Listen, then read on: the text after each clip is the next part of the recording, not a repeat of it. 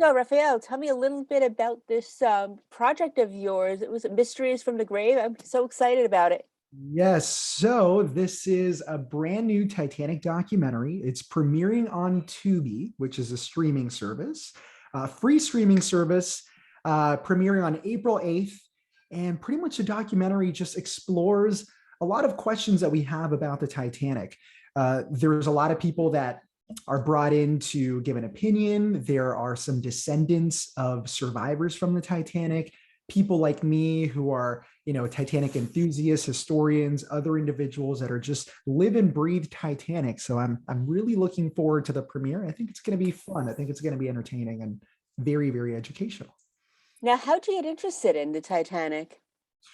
So that is the question of all questions. Every single time I do a live stream or anything, people always ask me that. So I'll tell you my story. Pretty much ever since I was a little kid, I've always been fascinated with disasters and history, and it was just always something that really got my attention. And when I was 7 years old, I was watching a documentary about a famous ship that sank. They were doing a forensic analysis with a model and everything, doing some tests. And I remember asking my dad, I was like, Papi, what is this? He's like, oh, this is a famous ship called the Titanic. It sank. And he explained it. And I thought it was just so interesting. I was captivated by that. And then a few months later, this is 1997, the James Cameron movie Movie came came out. out. Exactly. So I convinced my parents to take me to go watch the movie. I don't know how I did that because I was a little kid, right? Going to go watch like a pretty intense movie. So I ended up watching the movie several times. And pretty much after that, it sort of solidified, the interest in me. So it's been part of my life ever since 1997, 1998. When I was in elementary school, all I would do for fun, I would go to the public library, take out every single book that I could find about the Titanic, read up on that, and just I lived and breathed everything about everything about the Titanic. And when I would talk to my friends and my family, I got so used to being ignored. It was just me talking about Titanic until TikTok came about, and then people tend to listen to me on TikTok. It's interesting. Well, I'm listening to you now, and I think that's actually adorable that you got so into it. You had such a passion for it. Now, Yeah. how did the documentary come about?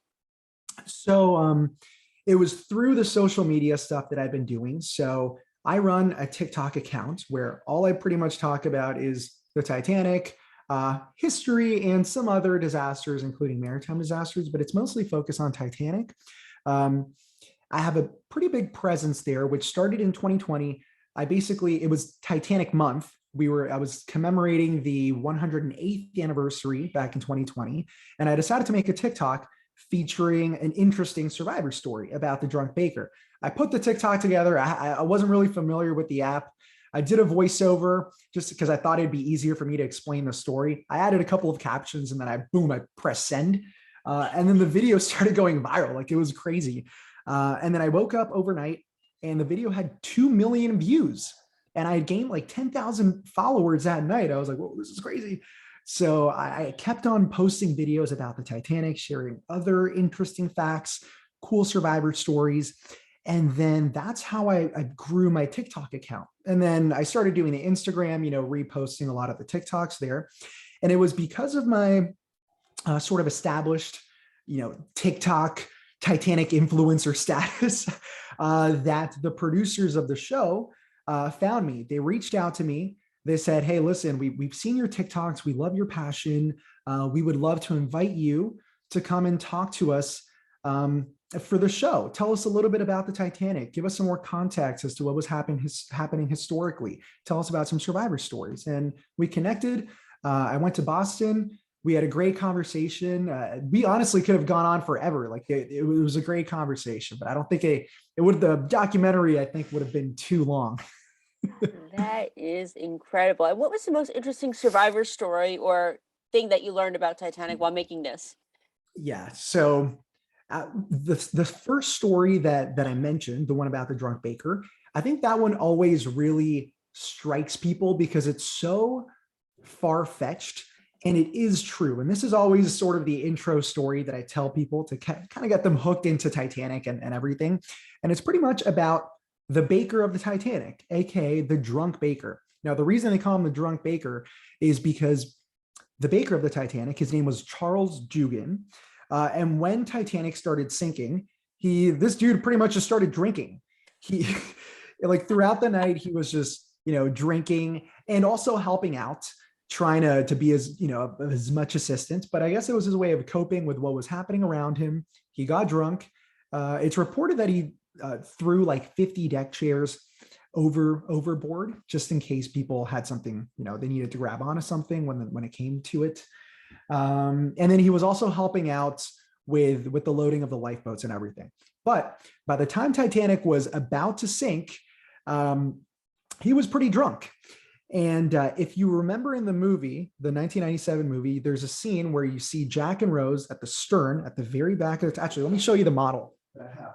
So Jack and Rose, they're at the stern of the Titanic when, toward the very end, and Rose looks over and she sees a gentleman dressed in white. Now that character there, he represents the real drunk baker, Charles Dugan.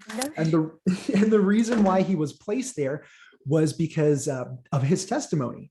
That's where he was the night of the sinking. And he reported that he clung onto the stern of the Titanic and it went down rather smoothly. And he says that he was able to step off the Titanic into the water without barely getting his hair wet. And because that's impressive. It's crazy, I know. And because he was so drunk, he didn't really feel the shock of the frigid water. So he was able to maintain his cool, conserve his energy. He eventually floated nearby the overturned collapsible lifeboat letter B, collapsible B. And there was already a bunch of men on the boat. So he just waited in the water. And as people were passing away, then he was finally able to get a spot in the overturned boat, and he was saved. So it's a crazy story, I know. That sounds like one of those urban legends. It's just like so wild that that's actually true. That's why people don't even believe it. And like when in the TikTok, people are like, false. This is false because alcohol actually brings down your core body temperature, which is true. I'm not giving you medical advice, but what people believe is that because he was so drunk, he was able to stay calm because he didn't go in a shock. His body didn't go in a shock. So yeah, exactly. Yeah, it's really crazy. But yeah, he survived. He was actually pretty smart. I mean, I'm not gonna lie. If I thought I was on a boat, I was thinking I would be getting sloshed too. Yeah, exactly. Just find the whiskey. Boom. Yep. Just like I'm just gonna sit here because I'm probably gonna kick the bucket anyway. Yeah, exactly. That's amazing. But other than that story, what's your favorite story, part of it that you covered on the documentary? So the thing with Titanic, and this is something that I talked about in the documentary, there are so many survivor stories. There's so many personal stories. And that's why I think we still talk about it to this day. 110 years later, we're still making movies, documentaries, TikToks, right? There's still a huge interest in this. And a lot of people ask the question, well, why? And I think it's a bunch of different reasons, but one of the main reasons is if you think about the actual disaster, the Titanic it represented sort of like the pinnacle of naval engineering at the time, sort of like the cockiness of human beings, right? And then to all of a sudden have something go so wrong. It was a perfect storm of conditions that led to this disaster. And then for the sinking to take place in a long enough time, almost 3 hours. Titanic took 2 hours and 40 minutes to sink. So it was long enough for all of this drama to play out on the ship that you were able to see all these different individual stories, right? Acts of heroism, people giving up their spots in a lifeboat, the captain going down with the ship, First Officer Murdoch, his last desperate attempt to launch the final lifeboat, that if you go down to the wreck, you see the davit and it's turned in position because First Officer Murdoch was trying desperately to get that collapsible A launched. So there's all these different stories that I think that's one of the reasons why we're still talking about it, right? It was such a drama and it was a real thing. And everyone had their own experience. So I think there's all these stories that I talked about in the documentary. But that one that I just mentioned with First Officer Murdoch trying desperately to get that last davit cranked in, and then you see that at the bottom of the wreck today. I think that's just it's an incredible thing to see the images down there. Yeah. Now I have to ask, did you talk to any of the actors in the movie for the documentary to see how I mean, because if you interviewed Leonardo DiCaprio, I'm just going to Yeah, be I jealous the know. rest of my life. Yeah, me too. Yeah, if I had interviewed Kate, like my childhood crush, you know what I mean? I would have been like, no way. No, I don't believe we got any actors for the documentary. It would have been cool though. It would have been. Yeah, yeah. Well, it's always the next time we could do a second part of it. So, Listen, I'm always Kate, down to Leo, talk you about listening? Titanic. So I'm available. I'm available. See, this is why I always have the space background to thrown in the universe. So, Leo, Kate, you better be listening. And Yeah, exactly. Yeah, exactly. You're trying to manifest, huh? That's what you're doing. exactly. So, what other projects are you working on?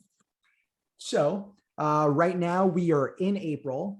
We're in the middle of Titanic month, so it's a really busy time for a lot of us within the Titanic community. Currently, I've been doing day-to-day updates on my TikTok. So pretty much, I've been walking through all the events that would have been leading up to sailing day and then the sinking of the Titanic. So as soon as I'm off with you, I'm going to go and film a TikTok talking about what would have been happening today, April 6th, 1912. Interestingly enough, there's a lot to talk about because the coal strike ended today. So I've been doing sort of a day-to-day walkthrough, which has been very good. Also, YouTube. There is a big community of Titanic people on YouTube. So I've been growing my YouTube channel.